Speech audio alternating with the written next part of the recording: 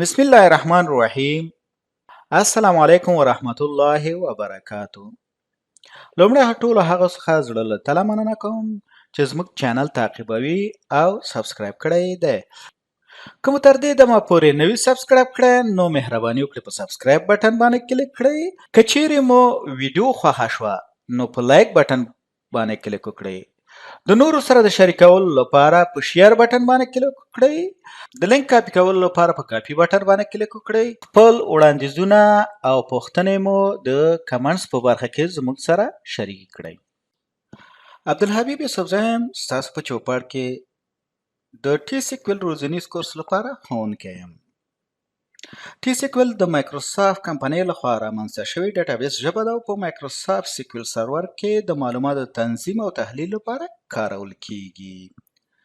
زه د مایکروسافت لخوا تایید شوی ډیټابیس ډیولپر، ډیټابیس اډمنسټریټور، مایکروسافت ایکسل آفیس سپیشلیست او مایکروسافت ورد آفیس سپیشلیست یم. د کمپیا څخه مې هم دوه سرټیفیکیټونه ترلاسه کړي دي چې ITF سرټیفاید، A+ سرټیفاید.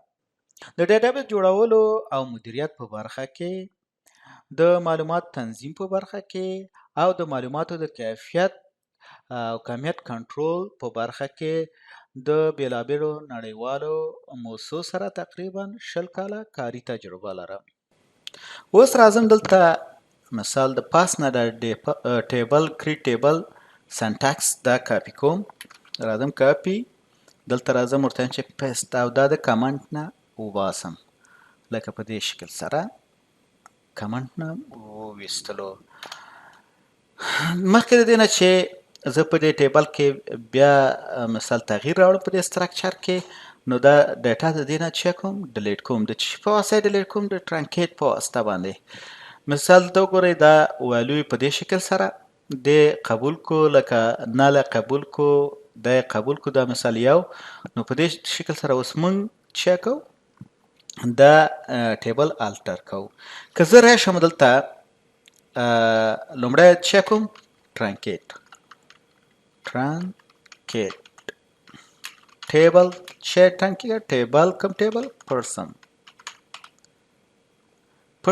ټیبل چې کا ټرانکیټ کا. اوس هم اگزیکیوټ دا مې ټرانکیټ کو. اوس به د دې ټیبل نه ټوله ډیټا څه شوي ډیلیټ شوي وي. که زه سلیکټ ورته وایم چې سلیکټ all from person رانه کوم وی ګورئ مثال دا چې دی په دې ټیبل کې اوس ډیټا نشته دی. راځم د دې هر یو دپاره اوس راځم لومړی په دې کې زه د نل کانسټرنټ اډ کوم، بیا وروسته د یونیک کانسټرنټ اډ کوم چې تاسو په دې باندې د کانسټرنټ باندې لومړی پوه شئ، نو وروسته د هغې نه بیا مخکې ورځو. که زه راشم دلته ورته ووایم چې په دې کې زه اوس ورته وایم چې ناټ نل چې خالی مه منه که نه، یعنې دا فیلډ ریکوار دی. یو ټیبل جوړوم لنډ وړوکی ټیبل AMP په نامه بیا جوړ کړم او دلته ورته وایم چې ID انتجر او ناټ نل. اوس ورته وایم چې ناټ نل یعنې چې نه وي خالی باید نه وي، حتمي پکې ریکارد یا ویلو باید ولري. که زه دا اگزیکیوټ کړم نو دلته ورته وایم چې راشم ورته وایم چې select from AMP یعنې د AMP نه ډیټا راواخله راته. اوس دا all from AMP دلته ورته all ورته وایم چې all from AMP یا ID from AMP. نو اگزیکیوټ کوم، دلته ګوره په دې ID کې هیڅ ریکارد نشته. که راشم ورته وایم چې insert into AMP ته کې چې که معلومات ورداخل که، څه شی ورداخل که؟ ویلوز مثال یو دا ورداخل که. ورته وایم چې گو مثال 10 تر 10 ریکارد پورې دا چې که ورداخله که. اوس اگزیکیوټ کوم نو بیا وګورم چې سلیکټ په دې کې ور داخل شوي کنه. اوس دلته ګورئ لس ریکارډ ور داخل شوي دي، لس او ټول یو یعنی ډپلیکیټ یې ومنه. خو که چېرته زه راشم او ورته وایم چې مثال دا ټیبل الټر کړم، ورته وایم چې الټر ټیبل امپی اډ، چې ورته لیکم امپی name varchar 50 دا التر کوم دا ټیبل اگزیکیوټ. مثال دا کالم زه د امپی نیم په نامه دیتا یو کالم پکې اضافه کوم. نو کله چې زه دا کالم اضافه کوم نو اوس ګورم ورته وایم چې select all from امپی، نو دا کالم په دې کې څه شو ور زیات شو. اوس وګورئ د امپی خو دا نل دی، ما ورته دلته ورته اساین کړی نه و چې ناټ نل.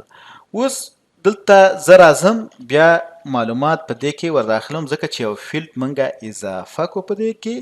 همدغه راځم ورته وایم چې همدا پاس انزر دا کاپي کوم، دلته راځم ورته وایم چې نوم یې چې زکی په دې شکل سره دا انزرت کوم.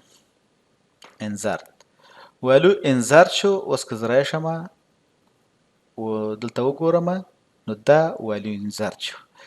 که زه اساین کم کالم دلته ورته وایم چې امپی کې تنه نیم کې څه وکړه انټري وکړه، آی ډي باید شوي خالي وي. نو په دې کې زه ورته دلته ولیکم چې نومان نو دا والو ور انزرت کم نو دا نه مني ځکه چې وایي چې نل والو په آی ډي کالم کې دا نه مني ځکه چې موږ دلته ورته څه ویلو چې ناټ نل. دا د نل کانسټرینټ چې مثال تاسو په دې باندې پوه شئ چې څنګه تاسو نل کانسټرینټ په دې کې یو ټیبل ته یو ټیبل باندې یا یو ټیبل ته اساین کوئ یا په یو ټیبل باندې امپلیمنٹ کوئ. مثال څنګه یو ټیبل التر کوئ یا بدلون تغییر پکې یو کالم پکې اډ کوئ، موډیفای کوئ، څنګه موډیفای کوئ بدلون پکې راولئ. مننه چې تر دې دمه زما سره وئ. که مو ویډیو خوښه شوه نو خامخا یې لایک کړئ. خپل وړاندیزونه او تبصرې زموږ سره د کمنټ په برخه کې حتمي شریک کړئ ترڅو دا پروګرام لا پسې ښه شي. دا ویډیو د نورو سره هم شریکه کړئ چې ترڅو هغوی هم ترېنه ګټه پورته کړي.